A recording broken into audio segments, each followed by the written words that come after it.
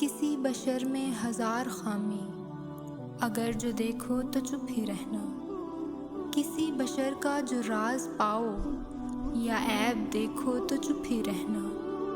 اگر منادی کو لوگ آئیں، تمہیں کریدیں تمہیں منائیں، تمہاری ہستی کے گیت گائیں، تمہیں کہیں کہ بشر میں دیکھی برائیوں کو بیان کر دو تو چپ ہی رہنا۔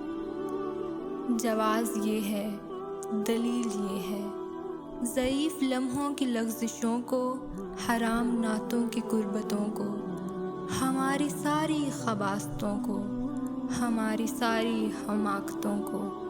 وہ جانتا ہے، وہ دیکھتا ہے، مگر وہ چپ ہے۔ اگر وہ چپ ہے تو میری مانو وہ کہہ رہا ہے کہ چپ ہی رہنا۔